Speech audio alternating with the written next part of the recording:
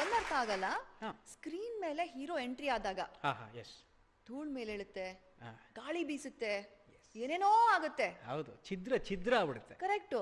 But ಅದೇ heroine ಎಂಟ್ರಿಗೆ ಈ ತರ ಯಾಕಿಲ್ಲ?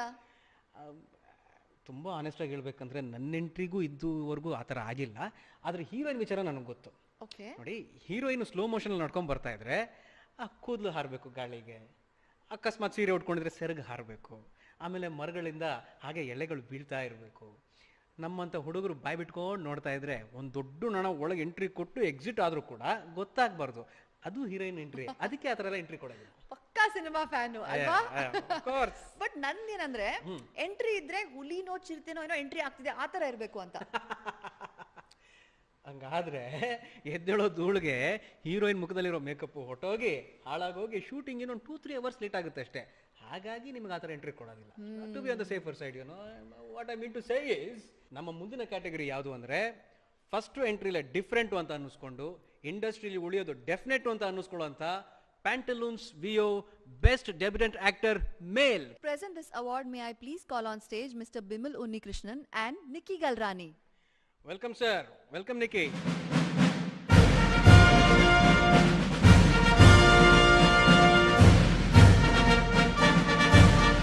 The Saima for View Best Debutant Actor Male Kannada goes to Rishi for Operation Alamelamma.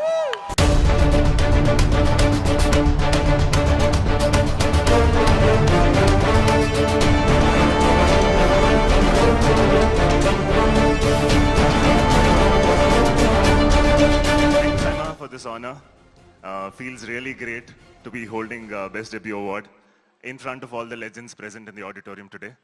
I'd like to share this award with my fellow nominees who I think are equally deserving. And ಬಹಳಷ್ಟು ಜನರಿಗೆ ಧನ್ಯವಾದಗಳನ್ನ ಹೇಳೋದಿದೆ.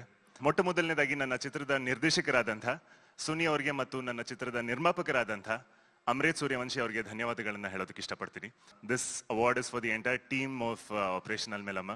ನನ್ನ ಚಿತ್ರ release ಆಗೋ ಕೆಲವು ತಿಂಗಳುಗಳ ಮುಂಚೆ ನಾನು ನನ್ನ ಅಜ್ಜಿನ ಕಳ್ಕೊಂಡೆ.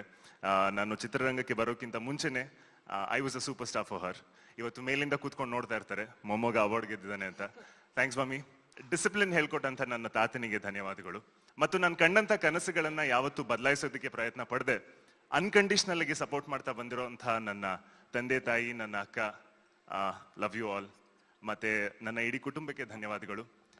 ಶಾಲಾ ಕಾಲೇಜು ದಿನಗಳಿಂದ ಬಹಳಷ್ಟು ಜನ ನನಗೆ ಮೋಟಿವೇಟ್ ಮಾಡ್ತಾ ಬಂದಿದ್ದಾರೆ. ಅವ್ರನ್ನ ನೆನಪಿಸ್ಕೊಳಕ್ ಇಷ್ಟಪಡ್ತೀನಿ, ನನ್ನ ಗೆಳೆಯರನ್ನ.